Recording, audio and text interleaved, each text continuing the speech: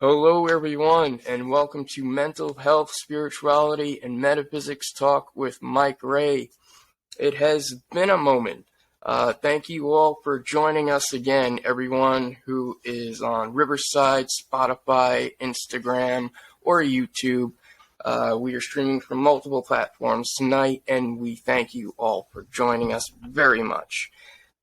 Tonight, we are going to be covering the topic and idea of burnout and the principles behind it. So before we get into that, I was just reading through the comments and I see that we have a couple questions. So let me just address the questions real quick that we have so far, and then we'll dive into our discussion for tonight. Okay, so one question is, I think this is more of a comment. I see, okay, it says, if you have no faith, you have no belief. Without belief, there are no results. And when you have succeeded in doing this, if your faith weakens, so will the blessings and miracles around you. How do you avoid losing belief so that you do not lose the blessings and the magic? Okay, so this is a great question to segue us into tonight's lesson and the rest of the podcast. So, as I mentioned tonight, as I mentioned before we started recording, that tonight we will be going through the topic of burnout and the principles and ideas that help us to understand how and why this is a serious medical condition that, if left untreated, can lead to some very serious health problems. And of course, the question touched on magic, using the word magic, but I will use the word transmutation because that is the aim of what you are essentially trying to do, especially when it comes to something like healing. We covered in one of the podclasses on Metaphysical Sciences TV called Mental Health, Mysticism, and Metaphysics discussion with Mike Ray and Dr. Gil Tavan, where Dr. Gil Tavan went over the process of trauma, being traumatized, going through post-traumatic stress, and then of course the remedy for it, how to go through psychotherapy and how to learn to better understand oneself and what you're going through. And as Dr. Tavan mentioned in that podcast, which I will leave a link to somewhere either above me, to the right, or to the left, you could find the video where Dr. Tavan touches on the process of healing from a metaphysical and Kabbalistic standpoint. Of course, Kabbalah or Kabbalah is a Hebrew word which means to receive. So receiving things directly from the Spirit, from that universal consciousness or mind of God, which is all-pervading and lives through each and every one of us in these fractured pieces or these sparks of this one divine Spirit, this Holy Spirit. And we are touching a little bit on what we have spoken about so far because it has been a minute and even I have forgotten a little bit of what we did or did not discuss. So we did talk about transmutation, we talked about healing, we discussed trauma, we addressed some questions that you guys had, and this statement, and I won't name the person who made it, but it is very true, and I'll read it again. If you have no faith, you have no belief, and without belief, there are no results, and when you have succeeded in doing this, meaning transmutation, turning or taking something negative, changing the polarity and making it positive, if your faith then weakens, so will the blessings and miracles around you. If you lose the belief, you lose the blessings and the magic. And I will just add one more sentiment to that. If you lose the blessings and the magic, and you lose the faith that you have in the belief, then the success and the results do unfortunately seem to disappear. In some cases, even leaving the person in worse condition than they were before, because they have begun this process of healing, and then they fall into a state of mind where they are, back in darkness. And of course, there is the old saying from the Bible that if you cast a demon out of someone, and of course, this is all connected, so we will just use demon, just the metaphysical definition, which is a negative entity, or most often a negative spiritual entity that is causing this distress. So in the Bible, there is this idea, this concept or principle, that if you cast a demon out of someone, it will wander around the wilderness seeking 7 more demons or spirits stronger than itself, and then will tempt the person, waiting for their faith to weaken to the point where they're at their most vulnerable, and then they attack, and the attack is much worse. The example that I've always heard used with this, which is true to a certain degree, especially if you believe in what the narrative tells you. If somebody starts smoking and then they try quitting, it's usually easier to quit the first time than it is the second time. Once you start picking up those cigarettes again, the first thing that comes to your mind when the nicotine reaches your bloodstream is, oh, I remember this feeling. This is what I need. This is what I needed. And in that moment, your brain is telling you the truth. It is telling you that, yes, this is a short-term remedy. This will make you feel better for the moment. But then, once it wears off, reality kicks in, and then you start going through withdrawal symptoms or rebound effects, depending on what the treatment or what the drug or whatever your coping mechanism choice is. If you don't keep using it and using it to an even higher and higher degree, then unfortunately, you end up in the same state, if not worse, than you were before you even started your healing. So, we got that. With those a few people asking that question, so I'm glad we got that out of the way, and that is a perfect segue into tonight's topic of burnout. Very quickly, we will just go through some definitions, because we will be using certain words that a lot of people seem to either misinterpret, misunderstand, or they attribute it to a different concept or a different idea. So we have the word hermeticism, or hermetics. Now, hermetics is the philosophy, or in ancient times, which this is an age-old philosophy, or also called an art science. It was known as the holy or royal art science of magic. Now, by magic, I don't mean pulling rabbits out of a hat. I mean magic as in things like we have been discussing, such as transmutation, doing things that affect your external surroundings internally. So you're subjectively making a shift, a change in your perception that will then affect your reality. Or, in other words, you are influencing the world around you. And that is essentially what, excuse me, that is essentially what magic is about.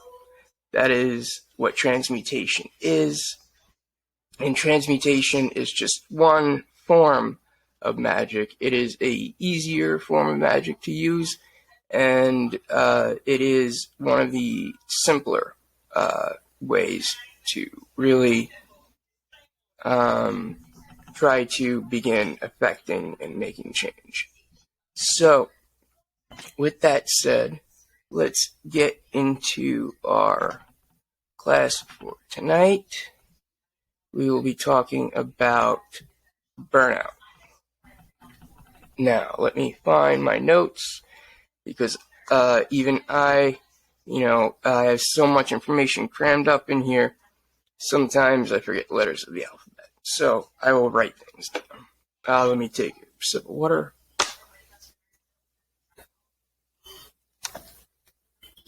Okay. So, burnout. It is a form of self-destruction.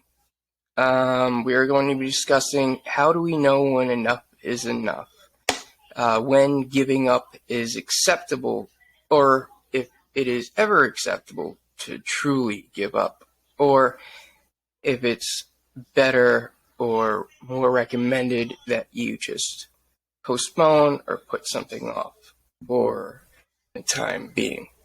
So burnout, what is it? It's when you burn the candle at both ends. Burnout happens when you've given too much of yourself away, and have nothing left at the end of the day, leaving you feeling empty or hollow inside, craving back the same positive energy or attention that you gave away without receiving anything in return for your exchange of energy. So, the first steps in healing for any ailment or dis-ease or disorder, meaning something going wrong, is understanding the cause of any disease or illness, which is vital to understand the root cause, not just causes for certain symptoms or what are identifying the symptoms, but actually getting to the root cause, where all these symptoms began. So that takes a little bit of understanding and combining your knowledge with belief to create wisdom that grows within us, kind of like a light. For the divine light itself is the knowledge and wisdom of the Creator, of this universal consciousness. And within that are the answers to all of our questions and the ability to comprehend and understand exactly from an objective standpoint, taking a third-person perspective, kind of like a bird's eye view of your own mind, and being able to see things that are happening to you or that have happened to you in the past if you're dealing with trauma or depression, and you're able to look at it as if it's happening to somebody else, because it's always easier to recognize problems and to fix somebody else's problems.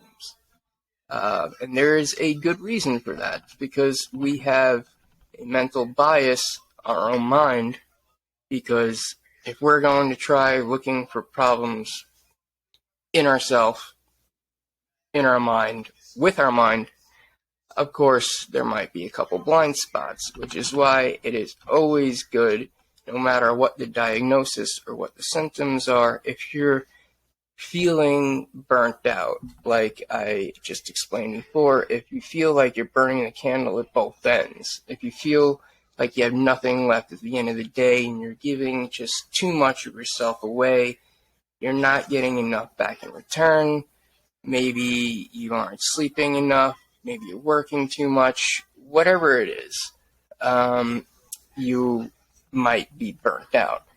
So, of course, you understand what the cause is first.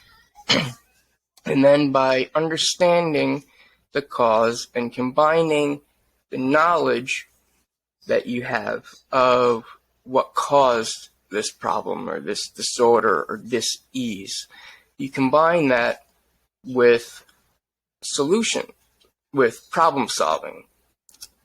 So no matter what the diagnosis or problem, whether it's mental, physical, or spiritual, any and all of these disorders and malfunction of the mind, body, soul connection can be reversed and even cured through metaphysical tools and techniques, as well as natural holistic approaches, depending on the nature of the symptoms experienced by an individual.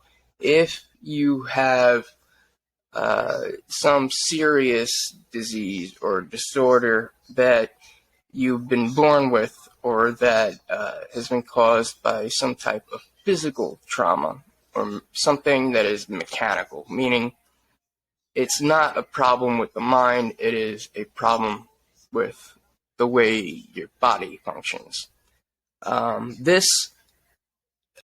is also a form of transmutation that you would use to cure it, although I would recommend watching the Inner Secrets Revealed Kabbalah class with Dr. Gill series first. Right now, as the time that I'm making this video, we have 16 episodes up in the series, and we dive deep into the Tree of Life, the Kabbalistic Tree of Life, also known as Etch-Chime, which is a graphic representation of the human psyche and the universal consciousness itself. It shows where we have the 7 chakras, which in Kabbalah is the what's called the middle pillar. There are 3 pillars.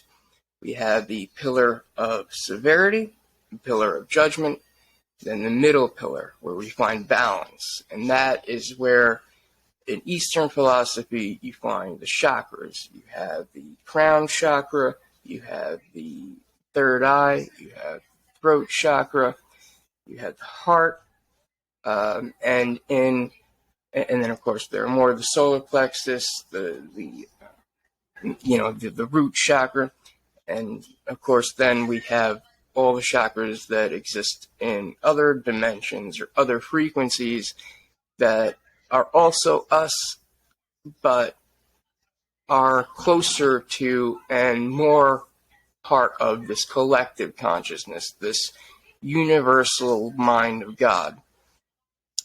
And when we access that, that is how we get this information, where we get the answers from. This is where people go when they are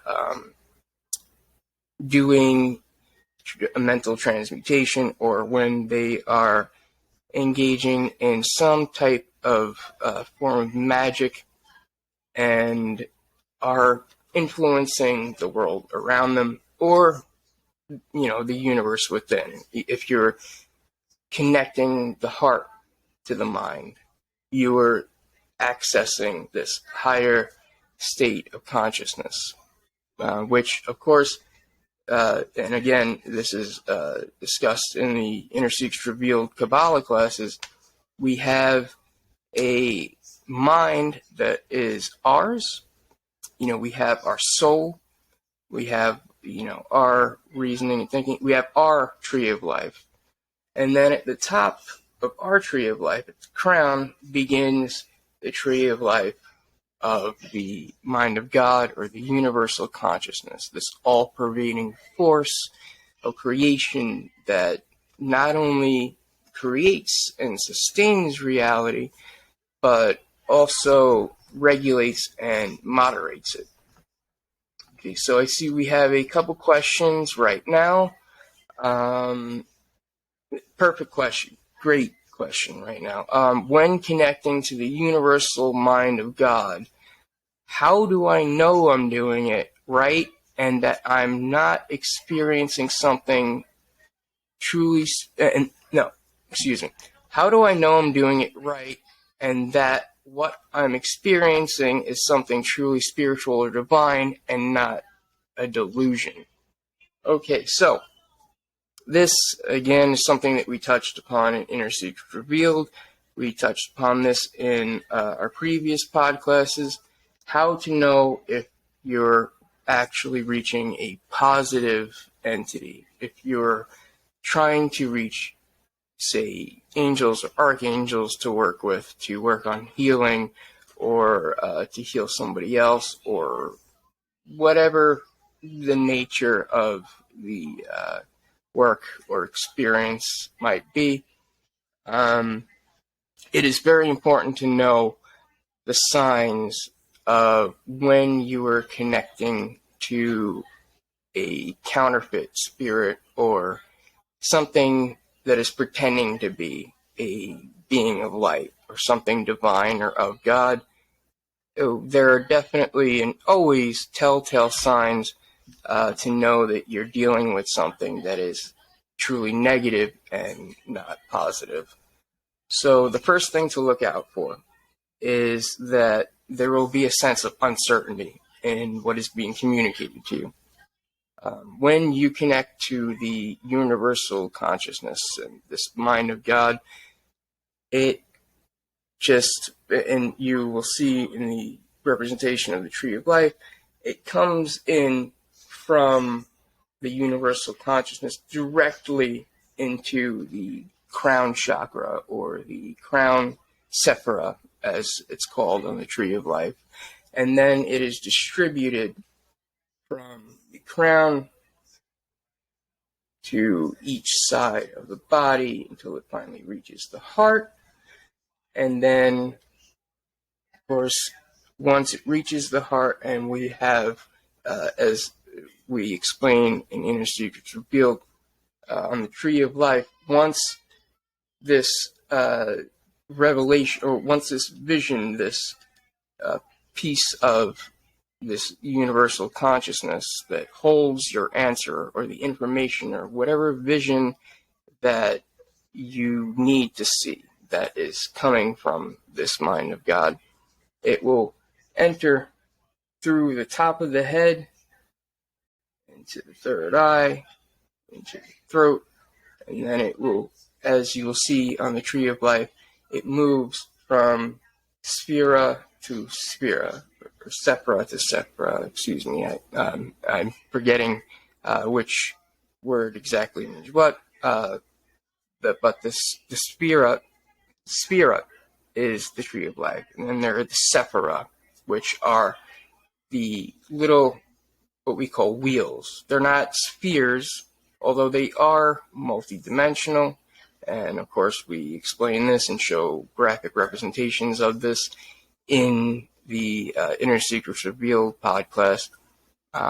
You will see that it goes from sphera to sphera until it gets to the heart. And then you'll see that the heart has a direct line or gate or pathway straight to the crown, or the crown chakra, or the crown Keter spirit, sphera. Excuse me, I can't speak tonight. So once you create this and you've established this middle pillar, this connection between the mind, body, and soul, and the crown and the heart, or in Kabbalah we call it the Keter and Tibereth, crown and heart. Once you've created that, you will be certain, because you will recognize the feeling that you get. And sometimes there are negative entities that do a very good job. Excuse me. They do a very good job at pretending that they are something of light. They will communicate things or show you things that are positive, and they will sometimes for a drawn out, an extended period of time, because we have to remember these are entities that are outside of the time-space continuum. They are eternal. They have patience, a lot more patience than most human beings have. So they can wait until we are at our most vulnerable point, until we are completely trusting and accepting of them and truly believing and having the faith that they are of the light. And just when that happens, they will pull the carpet or the rug out from underneath us, and then we lose our belief, we lose our faith, we start to question, okay, if I've been fooled once, I can be fooled again. Maybe none of this is real. Maybe it's all in my head. Maybe I am delusional. And that is getting back to the question, how do I know I'm doing it right, which is connecting to the universal consciousness, and that I'm not experiencing something that isn't divine or spiritual? And how do you know you're truly experiencing something spiritual or divine? And this, of course, means, or it is hinting at, how do we know that we're connecting with the universal consciousness and not something else? Something that we might not want to involve ourselves. Excuse me. My voice keeps cracking tonight. It's been a long day. Okay, so one thing to understand is that spiritual does not always equal divine. Some negative spiritual influence can cause or perhaps resemble delusional patterns of thinking or delusional and irrational behavior, which is why we will sometimes see people who begin starting a spiritual journey. They begin seeking answers, and sometimes it appears as if they've kind of lost their mind or gone insane. A lot of the things they believe in don't make a lot of sense to a lot of other people, and it may only make sense to them, and it might make sense to only them and the other people who share this delusion. And this, of course, touches on cults, where all the individuals of the cult will share the same delusion. They will share the same mental illness or mental disorder to a degree.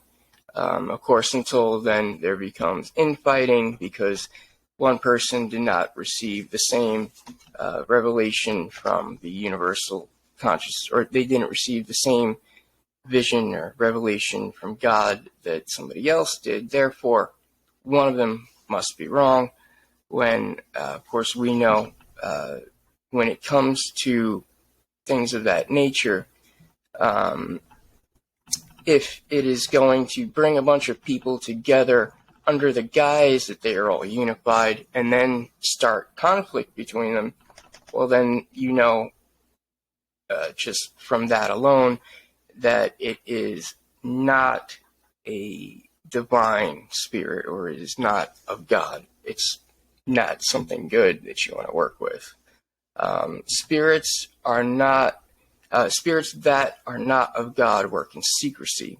They use what they are called secret combinations, which are the gateway to unlocking false revelations or visions of patterns of creation that are not in alignment with the will and pattern of the Creator. So people who fall under this spell, people who fall under this spell will start to see connections and patterns where there aren't any. They will start to connect dots where there are no lines. They will draw conclusions between one false conclusion and another, bringing them even deeper and deeper down this rabbit hole, to the point where they're essentially lost, and possibly forever, unless they are able to somehow come out of this themselves, or, which is very important, if they're able to find a spiritual teacher or mentor or a group that can help them to be able to get back to, their baseline, get grounded again, and then unfortunately have to start over and rebuild that faith and belief again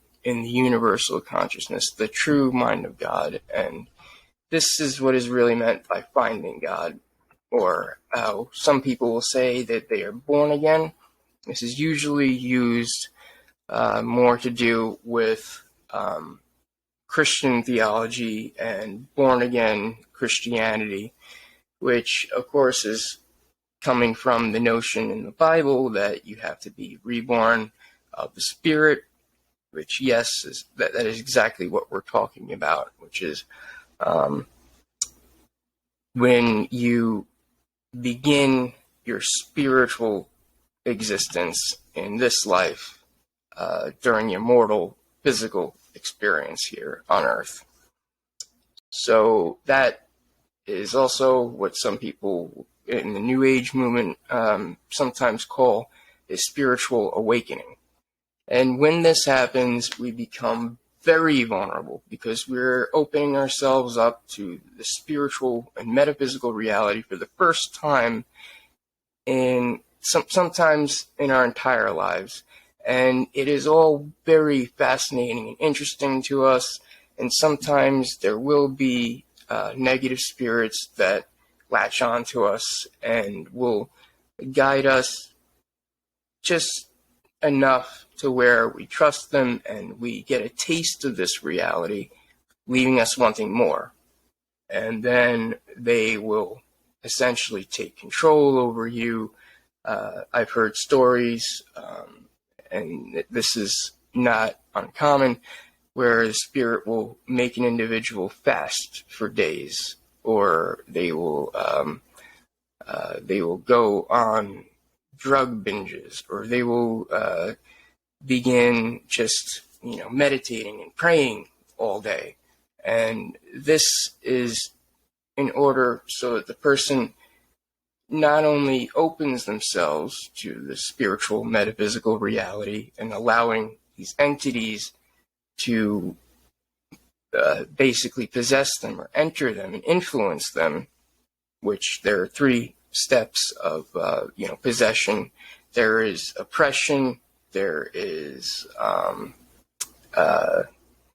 oppression, infestation, and then finally manifestation or possession. So it starts off as something that seems good, seems like it's of God, seems like it's what you want, and then it starts to change a little bit and things start to get very oppressive.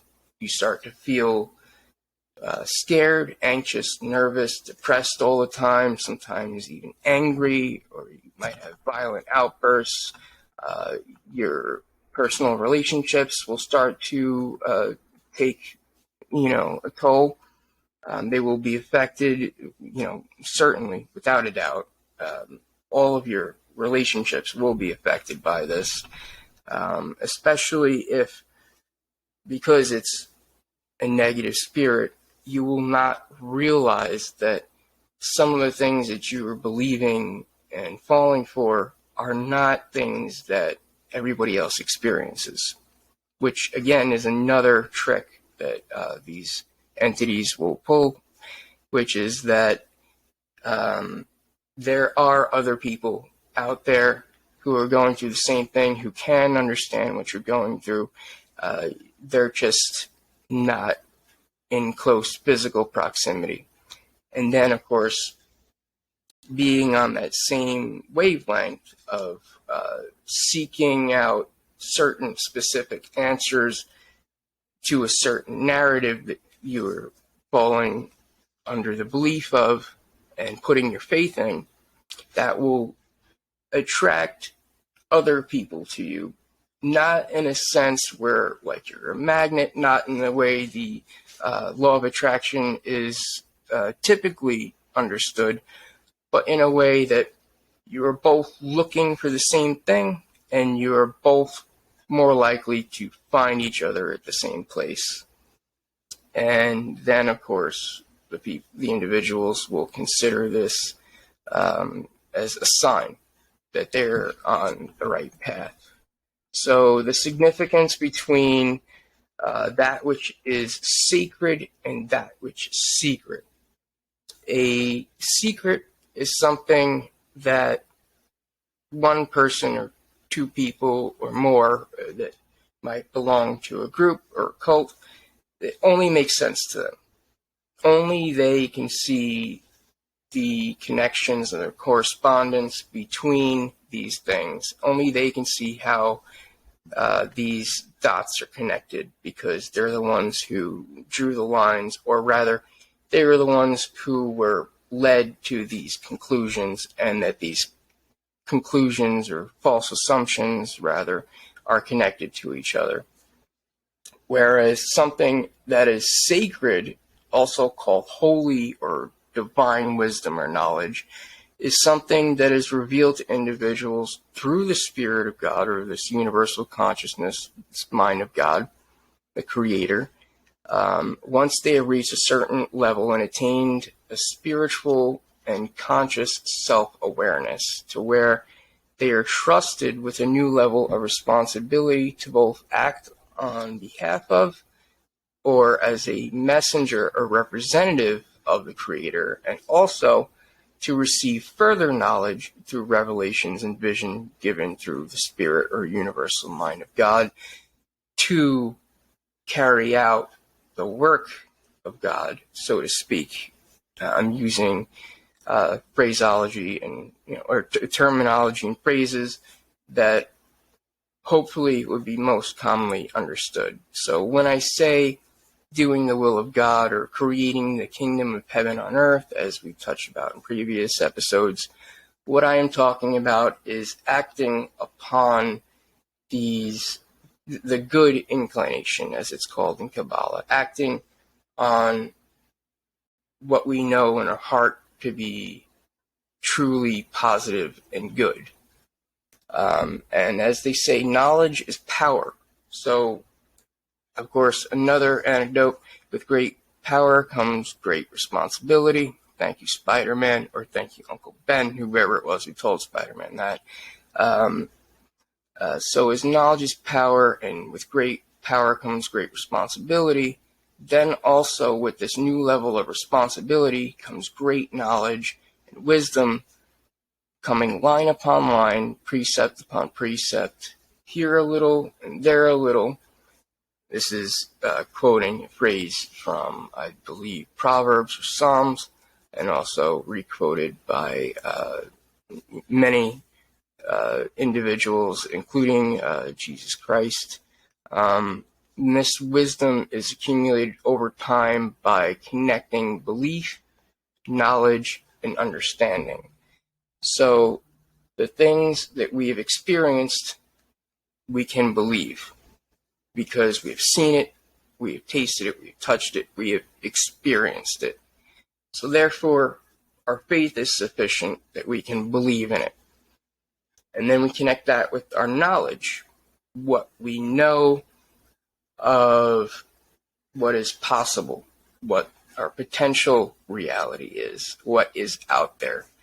And we connect that belief and knowledge with our understanding, which is our level of comprehension, or our ability to connect these things together and understand them from a bigger picture and see how these things are connected, which is opposed to being led down a rabbit hole of these secret combinations by these negative entities, which will lead you down a path to where you believe you have all the answers already, or you believe that you already found exactly what you need to get all the answers. Where, of course, we know from people who have actually experienced this connection, this communion with the mind of God and universal consciousness, that it is built line upon line, precept upon precept, here a little and there a little, and accumulated over time, because with this new level of knowledge and responsibility and wisdom comes a certain Some would say burden, I would say responsibility or obligation to use it wisely and to understand that these are things that most people don't experience and aren't used to. So if we are to try to apply this knowledge, what is called applied mysticism, this mystical or the esoteric and metaphysical knowledge of the spiritual reality, when we try to apply it to our lives through our actions and through our words, sometimes it may seem, and excuse my language, but it may seem crazy to other people, even though afterwards, hindsight is always 20/20, remember? So if it is not crazy and it is truly something divine, then it'll come to pass. And it will happen and it will work. So there is your main difference between something that is sacred and something that is secret, or something divine and something delusional, using the S and D words again.